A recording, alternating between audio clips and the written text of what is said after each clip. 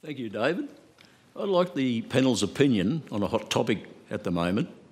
Do we have much to fear now that China and the Solomon Islands have signed a security pact? Keith Pitt. Look, it's a really good question. It's something that's being raised, and I think it is an issue of concern. And the government is certainly concerned about the situation. We are, Bob. Look, the other challenge, of course, is these are sovereign nations. They make their own decisions. Yes, we provide significant support to the Solomons. Yes, we're out there working with the Pacific family to try and ensure their security, and we provide a lot of overseas development aid. I think it's about 160 million into the Solomons from memory every single year. We're the biggest single provider. Now, the decision that they've made is incredibly disappointing. It's not one that we agree with. We are concerned about the situation and what it means in the long term for the security of the nation and the instability that it might create. Now, we are obviously monitoring it very closely. The PM, the Foreign Minister and others have all been in contact with Sogavare's government. But, I mean, every person in this room, I don't need to point out the facts, right? This is clearly a very challenging situation. Well, it's one we didn't want to be in. Let's point out the facts, though. Is it your belief this will lead to a Chinese military base in the Solomons? Your leader, Barnaby Joyce, reckons this will be like our own little Cuba off our coast. PM Sogavare's made some comments that won't happen. I'd like to take him at his word. Do you? Well, we've provided significant support through Ramsey, for example, security forces when it was required. We've got AFP over there right now. I appreciate all that. Do you take him at his word? How else do you deal with people, David? You have to trust and believe what they say. You don't think there'll be a little Cuba off our coast? From a security viewpoint, I'm concerned about it, absolutely. And the people who talk to me, everyday Australians, are concerned about it, as they should be. Will there be a military base there, though, is what I'm asking? Look, I can't forecast what China may or may not do, but you've raised Barnaby. I'll come back to one of his common points. We need to make our nation as strong as possible, as quickly as we can, and we have to be able to pay for it. And that's what we're doing. Bob Catter, you're reaching your head in there. Oh, look, I mean... I want to say something. I mean, in 4.5 years, Keith, you haven't built a rifle, you haven't built a machine gun, you've stupidly built patrol boats that have got one machine gun on them. Oh, geez, that'll terrify the Chinese having that machine gun on those patrol boats. That's actually not a fact. $60 million for a patrol boat that has a machine gun on it. It should have had 40 missiles on it. It's a hell of a patrol boat. If you are serious about China, and look, I hope that I'm wrong. I hope that I'm wrong.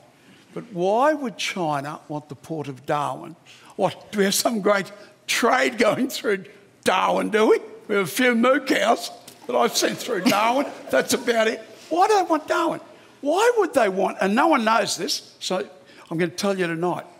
Merredin is an air base. It can take Constellation planes, that 3 or 4 planes can bring in a couple of battalions of Red Guard Marines. Merredin is 90 kilometres this side of Perth. Right across, it's the terminus, the East-West Railway line, terminus East-West Highway, right? Why would you want an air base at Merredin? What are we going to have?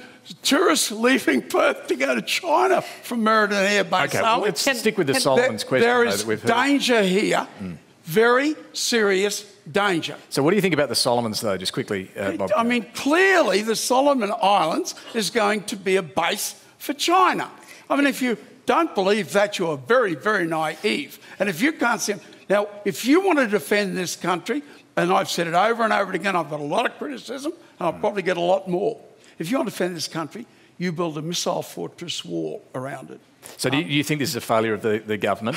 A complete failure. There hasn't been a missile built in 4.5 years. Amanda, what about... No, please let me finish just one second more, David, if I could, please. You build a missile fortress wall, and if you make it through that missile fortress wall, then waiting for you is 5 million rifles. And if you say, is that going to defend the nation? Well, go and ask the Ukrainians.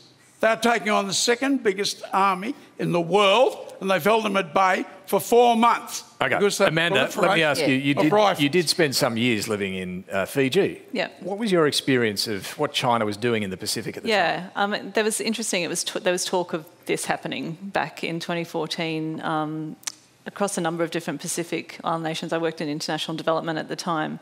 And it was really interesting, just between 2014, I think maybe 2016, so within 2.5 years, the built environment changed in Fiji because China was actually coming in, building hospitals, roads, schools, And it was really marked on the landscape. In return, they were getting rights to minerals and fishing rights and also land to build quite large industrial piggeries and things like that. And so this has been coming a long time, as you. But what was really interesting about it was the rhetoric, and I think what happens next depends on Australia's response to this, because the rhetoric from the Fijian government and others was, you know, Australia's been the only aid player on the block, and we had been throwing our weight around our terms around that aid and what we expected in return.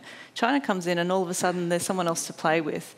And so there was a bit of pushback against Australia, and even words like colonial kind of stuff being put around. And the problem was, that's exactly when we started cutting our aid. We were supposed to increase aid around then, and instead, in the last 10 years, we've decreased our aid by 30%, whereas the rest of the OECD countries has increased their aid by 26%.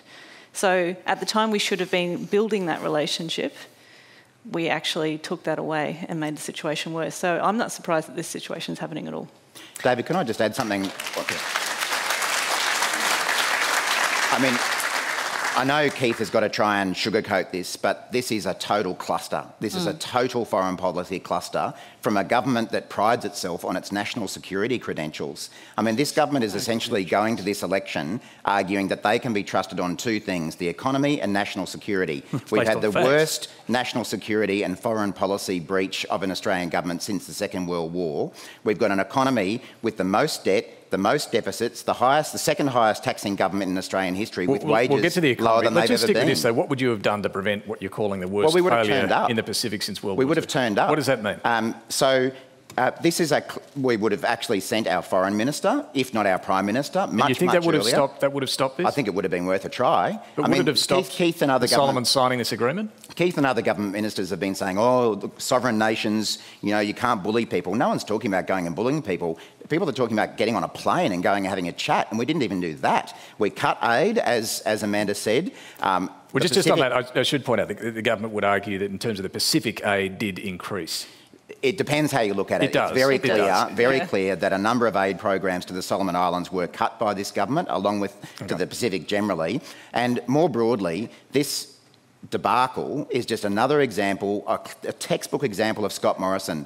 Goes missing by not taking action early enough, blames other people, makes excuses. It's exactly the bushfires, the vaccines, the floods all over again. He does it every single time, never takes responsibility, and Australians pay the price. Okay, Pitt, just back on this one. Just on the point that the government should have sent at least the foreign minister before this deal was signed, not the more junior minister for the Pacific, Zed Seselja. What do you say to that? Well, let's look at the actual reality. I mean, China is looking to increase its influence, and it happened in Australia. You had a Victorian Labor government that signed up to the Belt and Road Initiative. Okay, you can't blame the Victorian government for this. But it's true. They're blaming people again. My question was, you've heard this criticism. Can you understand why the foreign minister wasn't sent? Well, look, I haven't had a direct conversation with Maurice. Can you, I know as that a they cabinet have minister been, in this government understand why the foreign minister wasn't sent? But what I can tell you is they've been in contact with the government. They've had direct contact from the Prime Minister and the Foreign Minister, and Zed was dispatched because he is the Minister for the Pacific. The Foreign Minister is a fundraiser. That's his job. Do you think that was the right call?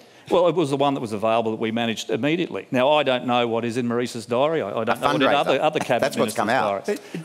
David, your remark was spot on. You know, we can't compete in a buying war with China. It's, you know, the biggest economy on earth. We're a little tiny country. We can't compete, and we don't compete. But you stand to defend your island. I mean, Churchill said we will defend our island. He was outnumbered like 50-1. Guess who won in the end? Look at Ukraine. That's an inspiration for all of us, and it should be. All right.